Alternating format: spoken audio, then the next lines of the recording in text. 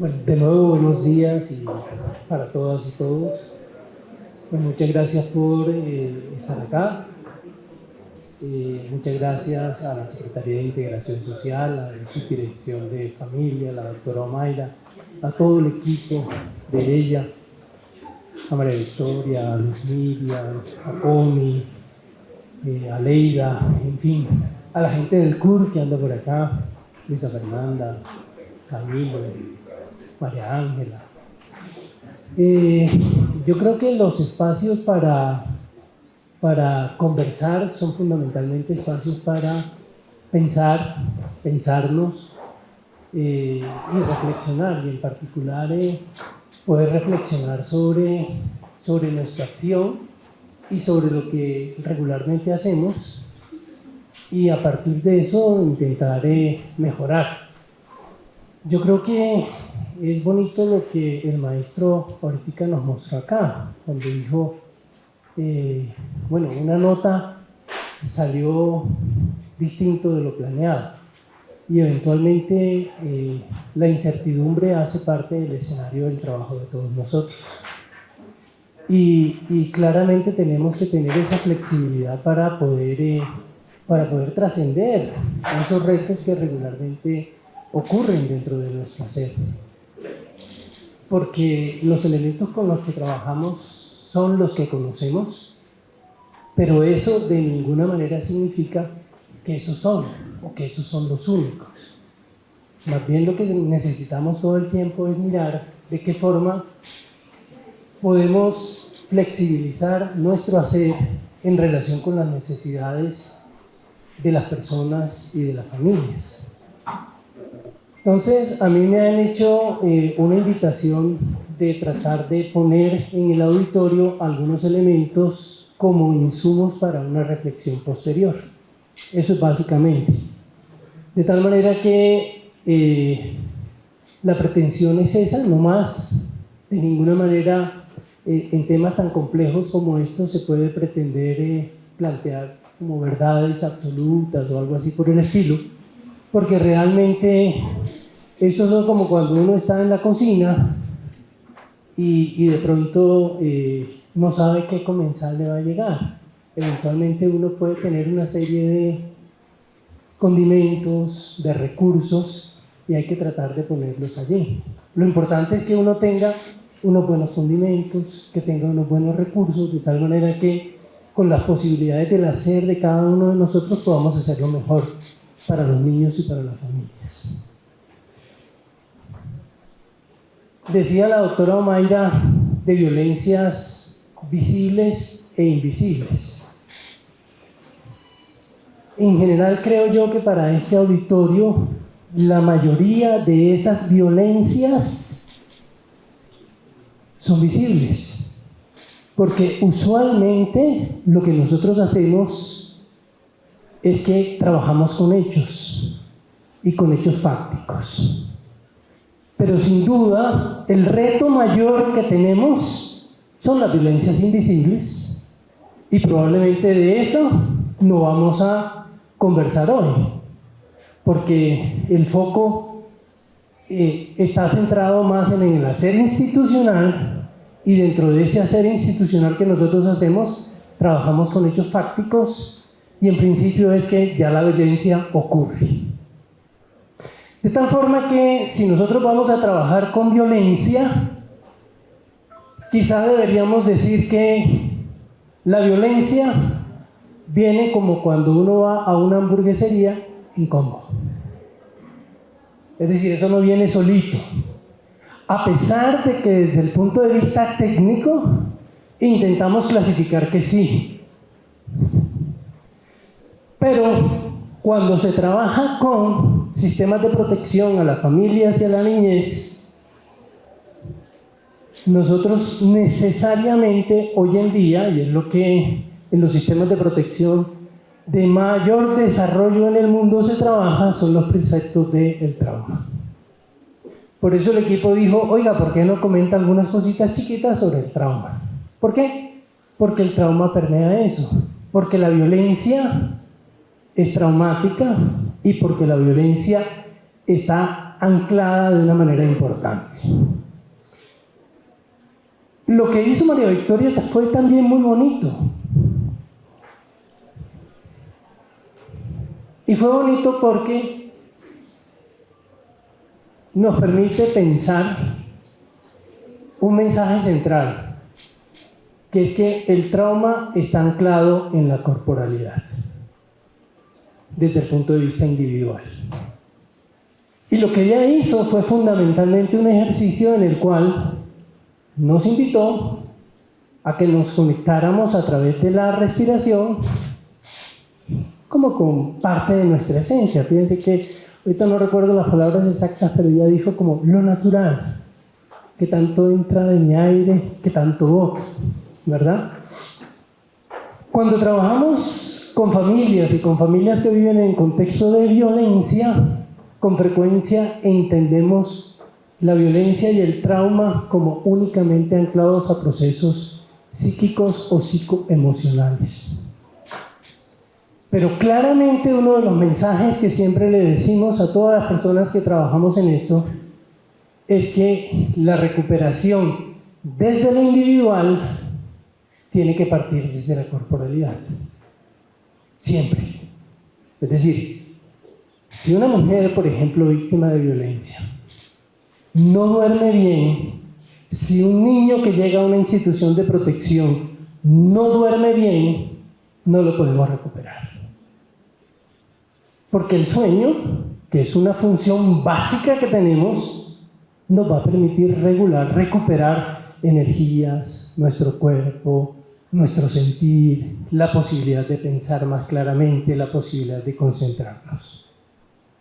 Por eso es que, entonces, partimos de ahí, pero a su vez, las ciencias sociales también han dicho desde hace mucho rato que el trauma siempre está anclado a lo colectivo y que nosotros no podemos entender el trauma únicamente desde lo individual, desde la biología o desde la psique, si no entendemos la dinámica traumática que hay en términos de todas las relaciones humanas y en términos de las condiciones sociales en las cuales el trauma se produce.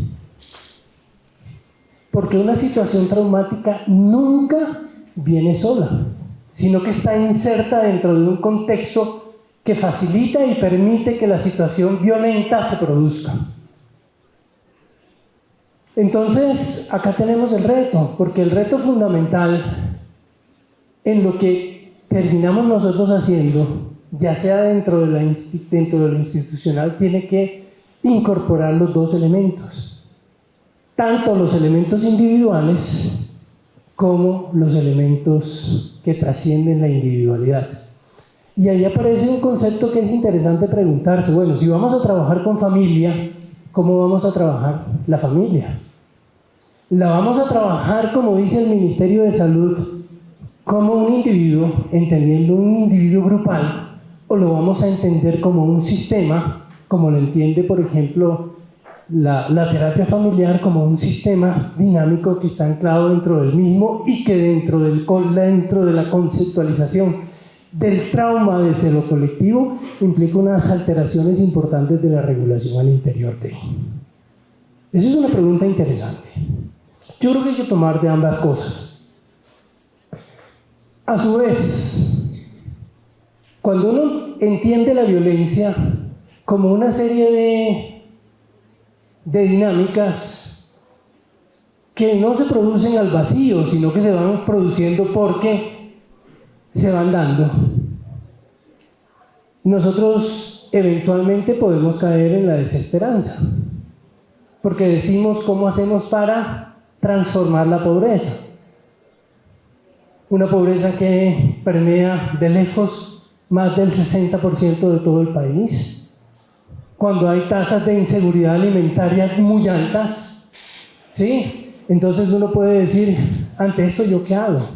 Desde lo institucional, desde lo que yo estoy haciendo en cualquiera de las instituciones donde trabajamos, porque nos podemos llenar de eso.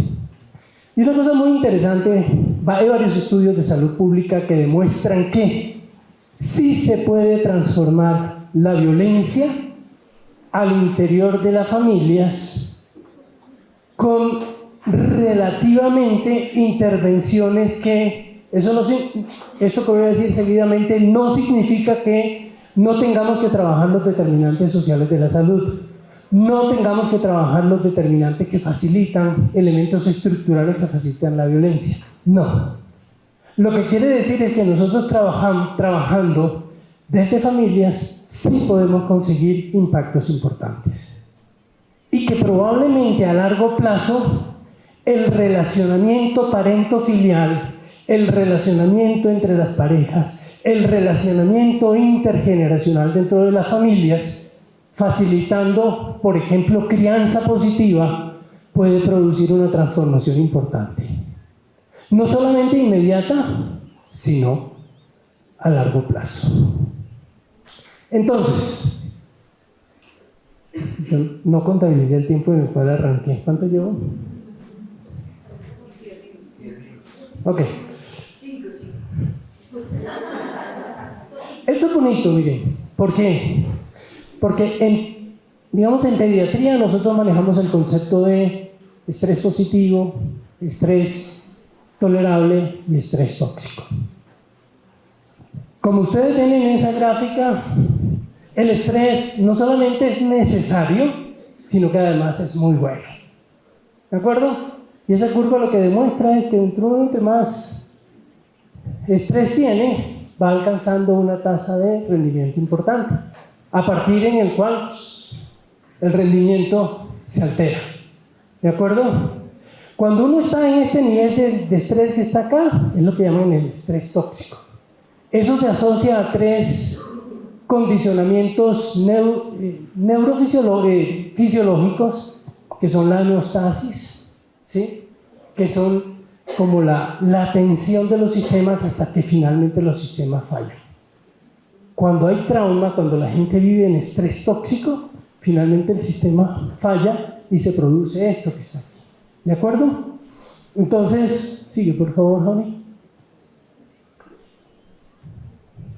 El trauma siempre tiene 3 pilares fundamentales que todas las personas que estamos aquí deberíamos tenerlos en la cabeza claramente. ¿Por qué? Porque realmente las personas y las situaciones que nosotros manejamos las estamos trabajando con niños, niñas, mujeres, familias que tienen situaciones de trauma y que eso se ancla en su corporalidad, que se ancla en su psique. Lo primero que ocurre es la activación de los sistemas simpático-adrenérgicos.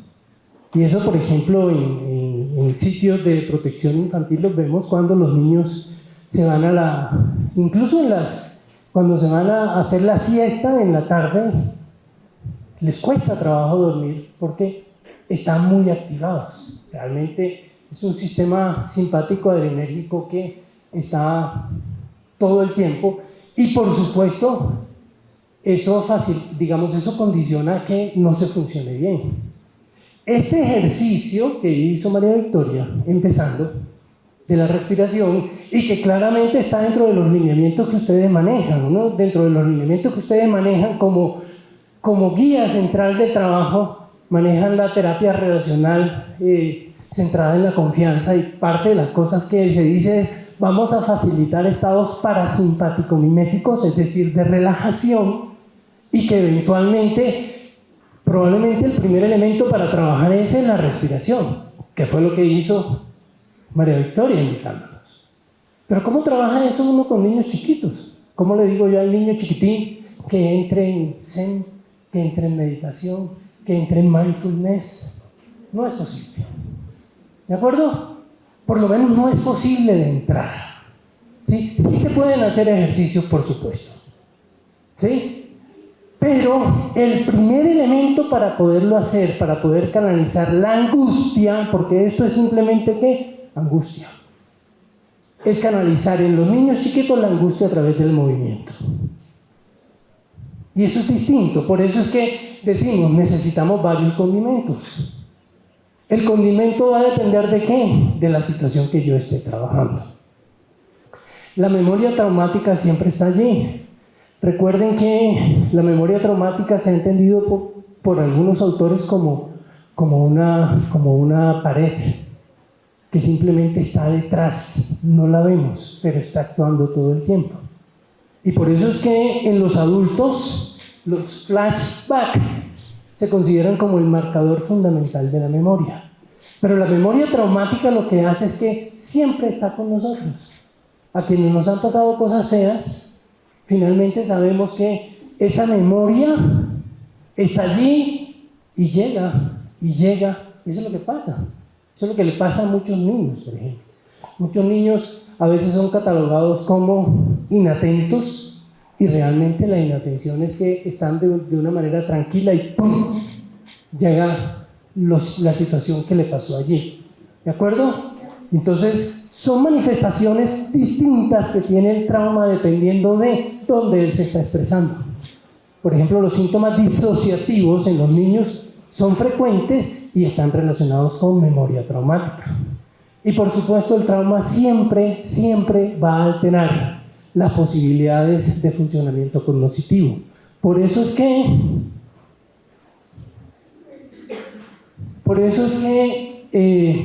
realmente siempre decimos que desde el punto de vista neurobiológico, en lo individual, hay alteraciones dependientes del cerebro reptil, dependientes del cerebro medio, que es el cerebro emocional, y dependientes de la parte más elaborada, que tiene que ver fundamentalmente con los lóbulos frontales. Adelante, Jorge. Entonces, cada una de estas cosas nosotros las tenemos que tener. Acá no tenemos mucho tiempo, pero lo importante es que quienes trabajamos con los niños los vamos siguiendo dependiendo de algunas manifestaciones neurofisiológicas que tenemos. Sigue, por favor. Y lo importante es entender que realmente tenemos que trabajar en todos los niveles. Ahora, ¿qué problemas tenemos? Problemas tenemos desde el punto de vista de intervención que con frecuencia la mayor parte de los procesos de intervención, por ejemplo, que se hacen con los niños y que tienen mayor evidencia, son aquellos que están fundamentados en lineamientos de tipo cognitivo-comportamentales. Y ustedes saben que la cognición, como la entendemos desde el punto de vista como tradicional, realmente está anclada en el lenguaje. Y las posibilidades del lenguaje hablado realmente son bastante limitadas en niños menores de 3 años para trabajar. Por lo tanto, tenemos que hacer otra serie de cosas y hay que trabajar a través del juego y de establecimiento, por ejemplo, de rutinas. Ustedes claramente tienen ahí establecidos. Sí, ¿no? Avancemos.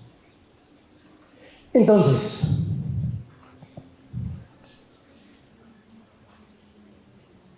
esto que yo sepa no ha cambiado en los últimos, 5 años que se viene trabajando fuertemente esto. Es decir, los sistemas de protección infantil de mayor nivel de desarrollo en el mundo probablemente lo que condicionan es lo que se llama el cuidado centrado en el trauma. Ya lo antes, el anterior. Que en la literatura anglosajona se conoce como el Trauma Informed Care. ¿Qué traduce eso de una manera sencilla? Fíjense que parte de cosas muy básicas y que se han dicho desde hace mucho rato. Alice Miller, por ejemplo, dijo así, cantidades de tiempo, que el ser humano, para poder salir adelante, para poder crecer, solo necesita una sola persona. Es algo así como, dame un anclaje en el mundo y yo puedo trascender de este. ¿Sí? Puedo dar lo mejor de mí para la sociedad, para dentro de nuestro ser. Ahora, ¿qué pasa con la violencia? Todos lo sabemos, que son ciclos repetitivos, ¿verdad? De tal manera que no es posible hacer una buena intervención. Por ejemplo, si estamos trabajando con el niño si al mismo tiempo no trabajamos aquel cuidador o cuidadora que previamente tiene una serie de traumas que lidiar con ellos y que superar? ¿De acuerdo? Eso en palabras sencillas es el cuidado centrado en el trauma. Entonces, vamos a trabajar de entrada 2 personas. Y fíjense que uno en la práctica regularmente ve cómo, por ejemplo, nosotros entramos a los niños y a veces lo vemos, un niño que tiene un problema comportamental, y entonces se hace desde el sistema de salud una intervención familiar. Y resulta que la intervención familiar se hacen 5 sesiones de trabajo con el niño y 1 con el adulto. Y uno dice, no, por ahí no es. Por ahí no es, porque es al revés. La proporción es, trabaje las 5 sesiones con el adulto y déjele una sesión al niño. Porque fundamentalmente, ¿qué sabemos los pediatras? Los pediatras sabemos que, en general, la mayoría de los niños, afortunadamente, biológicamente nacen bien. ¿Cuándo se produce todo lo que se está produciendo en términos de la alteración del desarrollo de los niños? Dentro del proceso relacional. ¿De acuerdo? Por eso es que como reto nosotros realmente tenemos que trabajar todo lo que tiene que ver con los relacionamientos parentofiliales antes de que los niños nos lleguen a nosotros. Sigamos. Esto lo voy a pasar muy rápidamente, pero lo que quiero que miren es acá. Esto fue 2019-2020. ¿Sigue? Miren eso rápidamente. Primera causa de procesos administrativos de restablecimiento de derechos. Decía allí acoso sexual 14,000, omisión, negligencia, etc. Pasa la siguiente, 37,000. Pero cuando se suman todos los que tienen que ver con negligencia, los datos de negligencia superan la violencia sexual. Estos son datos, créanme que son datos anómalos. ¿Por qué? ¿Por qué son anómalos? Porque nosotros fundamentalmente en violencia intrafamiliar, recuerden que las 2 formas de violencia al interior de la familia son 2. Y por eso es que muchos estudiosos de la violencia de familia la agrupan a violencia de pareja, ¿sí? Y la violencia contra los niños, que al interior de los hogares nosotros le llamamos a eso genéricamente como maltrato infantil. Y que ya ustedes saben que incluye las 4 formas clásicas de la violencia contra los niños dentro de los hogares, que son el abuso físico, el abuso emocional, el abuso sexual y la negligencia. En datos respecto de violencia contra los niños, nosotros básicamente tenemos 2 fuentes.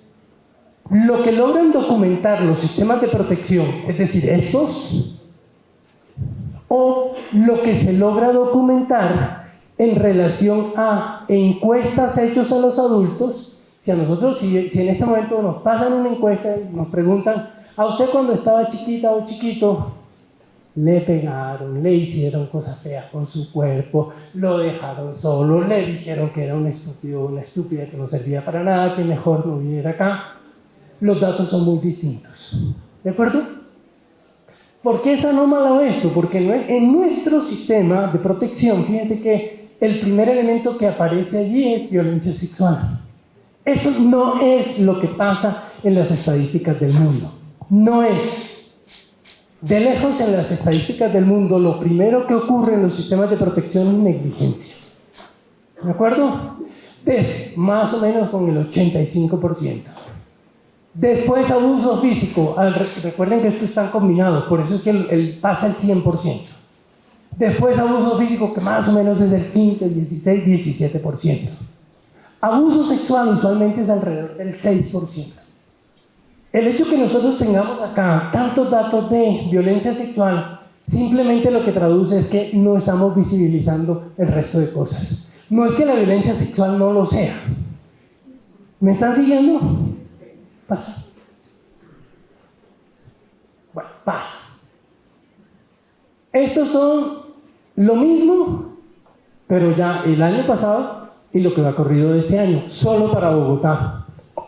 Entonces fíjense que acá ya son datos de procesos administrativos abiertos. Entonces aparece lo primerito, violencia física, psicológica o negligencia. Es decir, ya empieza como a plantearse unos datos un poco más reales, pero aún así, fíjense que la violencia sexual es más de la mitad de lo otro. O sea, todavía estamos muy lejos, porque claramente nosotros no podemos abordar cualquier problema social, cualquier problema de salud pública, cualquier problema de protección, si no tenemos buenos datos.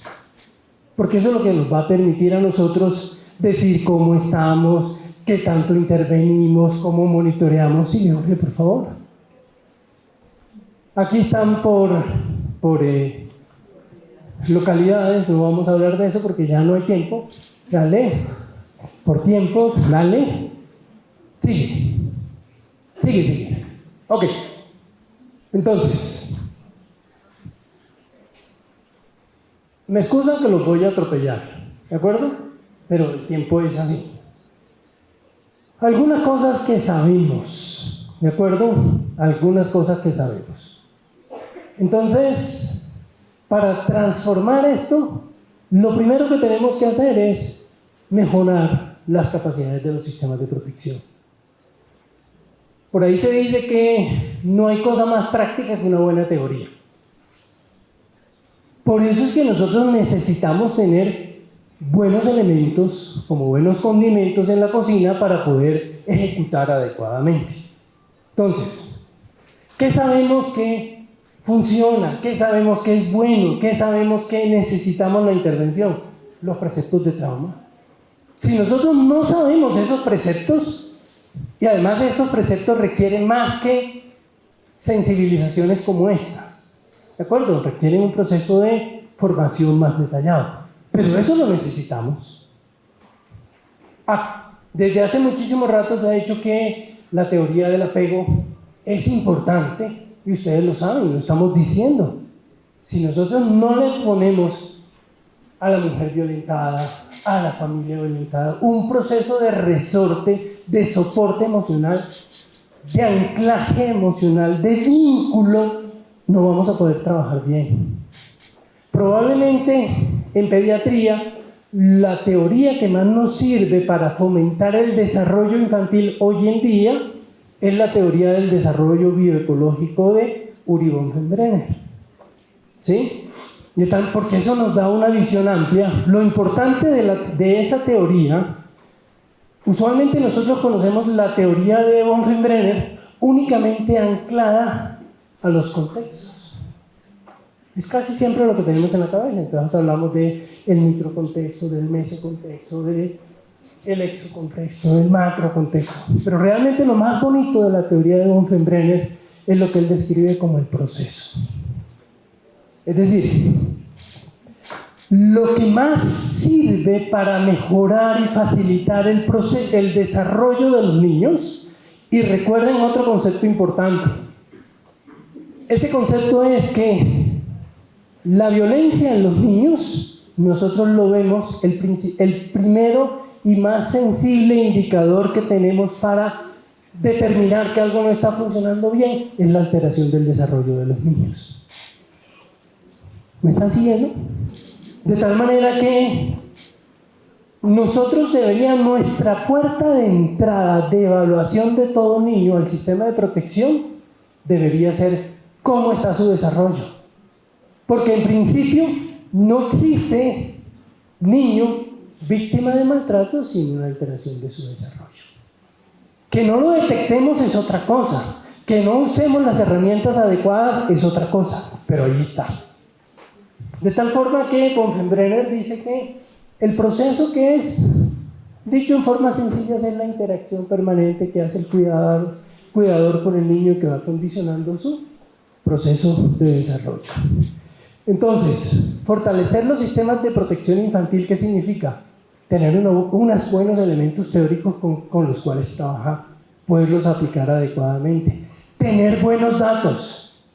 Mientras nosotros no tengamos buenos datos, nuestras intervenciones seguirán siendo intervenciones donde no vamos a poder cuantificar. Siempre vamos a cometer error. Yo siempre le digo a los estudiantes, mire, el error hace parte del día a día. Si alguien cree que no comete todos los días y a cada rato errores, simplemente lo que eso traduce es una falta de reflexión en términos de nuestro hacer. Siempre estamos cometiendo errores.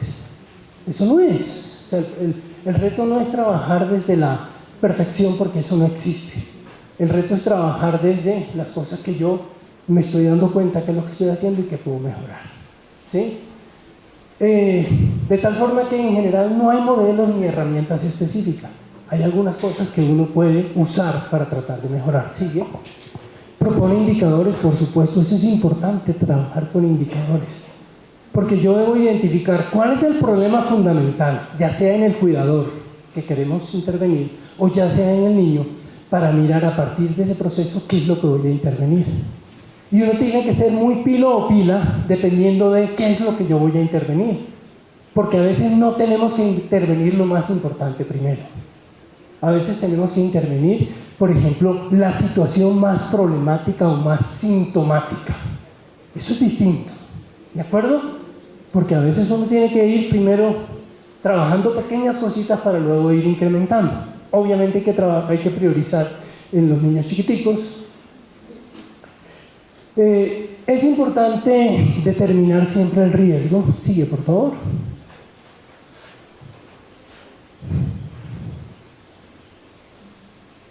Sigue.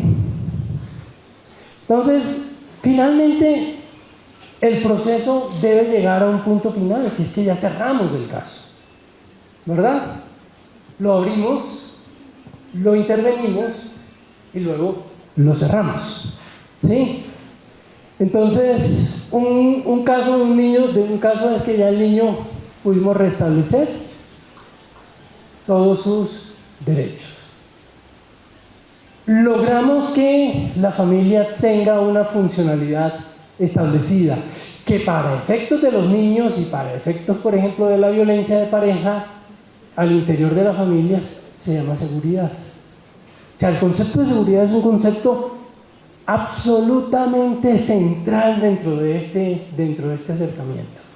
¿Sí? Obviamente, todo eso se tiene que facilitar a través de una lista de chequeos en los cuales nosotros tenemos que tener la suficiente confianza de que lo logramos. ¿Sigamos?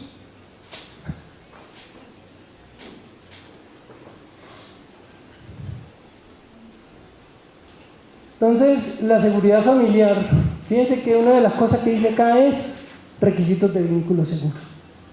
¿Qué es eso de un vínculo seguro? Que el cuidador sea protector, predecible, constante, ¿de acuerdo? Que sepa manejar sus elementos de frustraciones, de emocionalidad básica. ¿Sigue? ¿Sigue? Entonces, ya miramos cómo llegan los niños, cuáles son las causas por las cuales llegan. Ya más o menos aquí a la carrera, atropellando bastante, dijimos cómo es el proceso de cierre. Ahora queda en la mitad, ¿de acuerdo? Queda en la mitad. Entonces, ¿qué tenemos que mejorar nosotros? A nuestro entender, tenemos que mejorar la evaluación de casos iniciales. Tenemos que hacer procesos de estandarización respecto de lo que está pasando, de tal manera que podamos objetivizar con las limitaciones que ese concepto tiene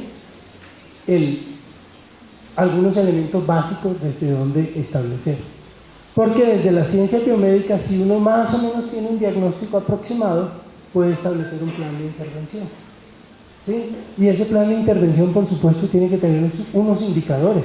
¿Cómo me doy cuenta yo de que una propuesta que yo hice en un momento la voy a lograr, lo voy a seguir? Tenemos el proceso de seguimiento hasta que finalmente se produce el cierre, que es lo que les acabo de contar, y esto necesariamente tiene que ir un proceso de sistematización, monitorización, para hacer procesos de evaluación y replanteamiento de lo que se quiere hacer. ¿Sigue? Entonces, cuando ingresan a los sistemas de protección de la niñez,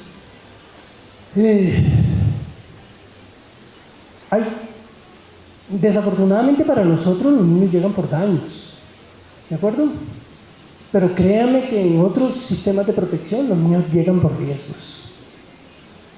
Y eso, por ejemplo, es una definición bonita, que es una característica particular de la negligencia respecto de otras formas de violencia contra los niños.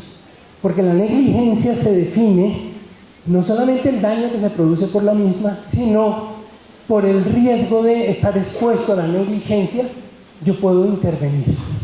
¿Estamos? Ahora bien, los sistemas de protección, sigue por favor, tienen una cosa importantísima, que mientras nosotros no la implementemos en el país, nuestro sistema de protección va a ser un sistema de protección de segunda. ¿Qué es eso? Es lo que se llama el reporte obligatorio. Todas las personas que trabajamos con niños o niñas deberíamos tener, aquí legalmente existe, no es que no exista, como todo en el país, la ley existe, pero son tigres de papel, ¿de acuerdo? Pero en otros países no. En otros países es que si alguien que trabaja con niños detecta un riesgo significativo para el niño y no lo informa, le hace reporte obligatorio, su licencia profesional se le compromete. ¿Me están siguiendo? Y las personas tienen que hacer un proceso de certificación en el reporte obligatorio con una periodicidad. Por ejemplo, yo que trabajo en una unidad de recién nacidos, yo tengo que hacer el curso de reanimación neonatal cada 2 años. Eso en principio garantiza que yo cuando vaya a atender a un recién nacido sepa qué hacer si me nace un niño que me nace muy deprimido. ¿Sí? Igual, debería ser algo así. O sea, yo conozco cuáles son las indicaciones para canalizar a los niños a eso. Ahora, ¿para qué hago yo un reporte obligatorio? O sea, ¿qué función, qué sentido tiene un reporte obligatorio si luego la respuesta institucional es pobre? Porque un reporte obligatorio, y si estamos diciendo que de lejos la primera causa de necesidad de los niños es negligencia, ¿cuál es el primer elemento de intervención de la negligencia? Soporte a la familia. No es garrote, no es crítica, ¿de acuerdo? Es simplemente buscar apoyos. Entonces tenemos que trabajar, sigamos, esa evaluación de los casos. ¿Qué problemas tenemos? Que cuando nos acercamos de esa óptica que históricamente han tenido los sistemas de protección en países como el nuestro, usualmente nosotros nos centramos en las debilidades y en las necesidades. Y el mensaje es claro: busquemos cuáles son las fortalezas. Porque ya el solo hecho de que un niño sea un niño y haya llegado a lo que sea, a los 3 años, a los 5 años, a los 7 años, significa que algo tuvo que haber pasado allí, que al menos algún nivel de protección hubo para que el niño llegara hasta donde llegó. ¿Coinciden?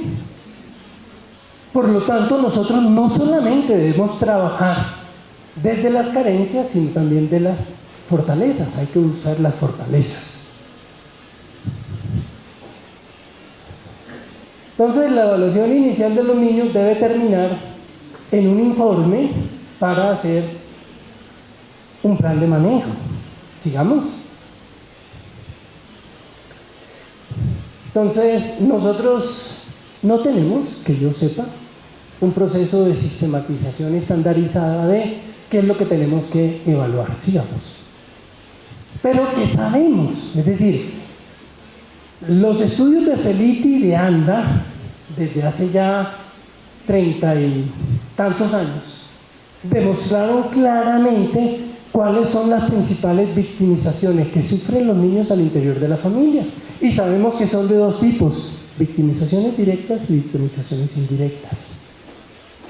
Y después de los estudios iniciales, ¿qué se demostró? Se demostró que probablemente podemos resumir eso en 14 lineamientos grandototes de victimizaciones. Las directas contra los niños, ¿cuáles son?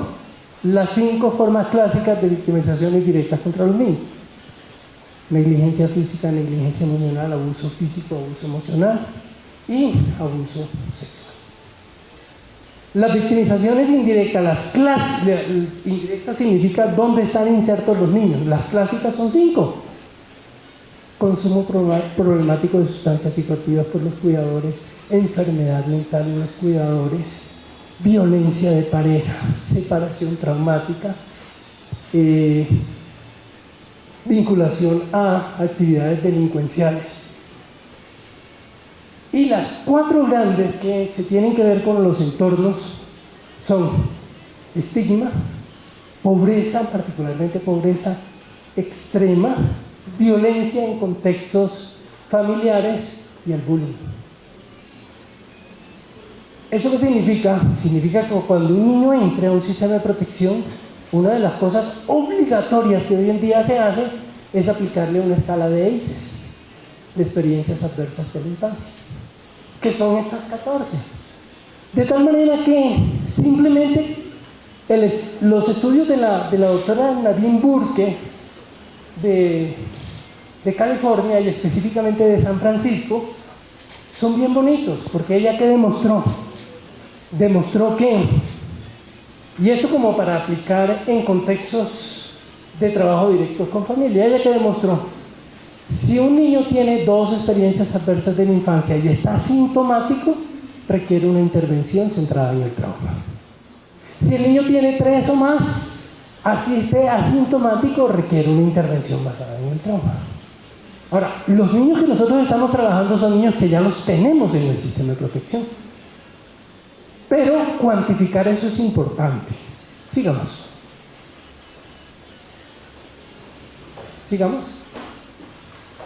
Entonces, tenemos que evaluar los casos desde una perspectiva sistémica y de una perspectiva individual. Sigamos. Yo creo que el tiempo se me acabó. Nivel sistémico, dale. Pasemos esto. Lo importante, devuelve de ahí, devuélvete. Lo importante es mirar, por ejemplo, lo de las necesidades de las familias. Y una cosa fundamental es que nosotros tenemos que salirnos de la institucionalidad. Nosotros no podemos manejar esto de una manera adecuada si no le metemos a esto trabajo directo en comunidades. Y en los trabajos directos en comunidades básicamente hay 2 formas de intervención: visitas domiciliarias o a través de centros comunitarios. Los costos son infinitamente distintos si se hace visita domiciliaria a si se hace trabajo comunitario. Entonces, por eso es que programas, varios, no muchos, pero sí algunos, ya han documentado evidencia científica de funcionamiento, particularmente de transformaciones en relacionamientos parentofiliales en trabajos comunitarios. Y eso es lo que hay que hacer, porque eso en términos de inversión de recursos y ganancias específicas, la distancia es toda. Sigamos. Por supuesto, pues hay que definir cuáles son las necesidades urgentes de la familia. Sigamos. Miren, quizá el instrumento para cualificar fortalezas y necesidades, ¿sí?, de los niños y las familias se llama el CANS, que es el Child Assessment of Need and Strength. Es maravilloso. Se usa en la mayor parte de los estados de los Estados Unidos, se usa ampliamente en Canadá. Y es bonito porque no solamente sirve para cuantificar desde dónde se arranca, sino que sirve para decir cómo va el seguimiento. ¿Sí? Y es súper sencillo de puntuar. Entonces, y además esto se viene usando desde hace muchísimo rato. Y entonces la pregunta que uno se hace es, si esto lo están usando sistemas que funcionan bastante mejor que nosotros, ¿por qué nosotros no podemos usar un instrumento tan sencillo como este? ¿Sí? Porque repito, no es solamente trabajar desde las necesidades, sino también de buscar cuáles son las fortalezas. Adelante. Entonces, sigamos. Dale. Hay varias estrategias para mirar, para evaluar niveles de seguridad al interior de los hogares. Esta es lo del estudio también amplio en términos de Maryland, en los Estados Unidos, del doctor Howard Dubois, que él se inventó con su equipo la escala SIC. Y la escala SIC es también un instrumento lo más de sencillo, pero que una de las cosas importantes que tiene el SIC es que va mirando las condiciones de seguridad en el interior de los hogares. Porque fíjense que es una vergüenza para nosotros que la primera causa de muerte después de los primeros 2 años de vida de la niñez son los accidentes. Y sabemos que los accidentes por definición son prevenibles. Y dice uno, ¿dónde estaba nuestro nivel de acción en términos de prevención? Adelante. Para ahí, de vuelta. Fíjense que siempre establece algunas cosas que son constantes. ¿Qué debemos mirar? ¿Qué debemos cuantificar? Depresión en el cuidador. De lejos les decía que violencias relacionadas de tipo indirecto están la enfermedad mental en el cuidador, ¿verdad? Y de lejos, la primera, en relación con los niños que llegan al sistema de protección, es la depresión en el cuidador. Podemos usar lo que queramos. Podemos usar la escala de Beck, lo que queramos, pero hay varias. Y es fácil de cuantificar cuando un cuidador está deprimido o no y qué nosotros necesitamos hacer. Mire, es totalmente absurdo que uno, por ejemplo, en el hospital vea a un niño, vea la mamá completamente deprimida, que eso tiene relación, por ejemplo, con una situación de negligencia del niño, y entonces los hospitales dicen, es que aquí quien está hospitalizado es el niño, y por lo tanto los servicios no pueden ir de atención directa para el adulto. Y dice uno, estamos locos, porque ¿cómo puedo dar yo una respuesta si eventualmente el punto de anclaje para la mejora del niño no la podemos facilitar? Sigamos, la violencia de pareja hay que sistematizarla, con lo que quieran.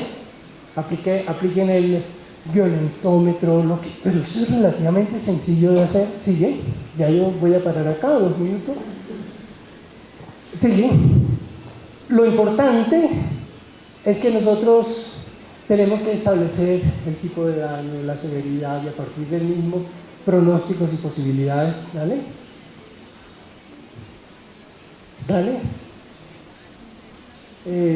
Siempre hay que hacer búsqueda de dónde están los recursos de apoyo a la familia. Las cartografías sociales son fundamentales. Sigamos.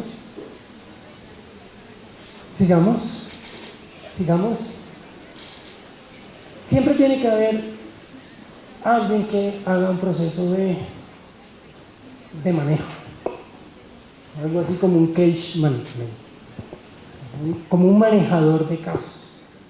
Y eso eventualmente, y yo creo que en nuestro medio no puede ser ni la defensora, ni la comisaria, ni el defensor, ni el comisario de familia.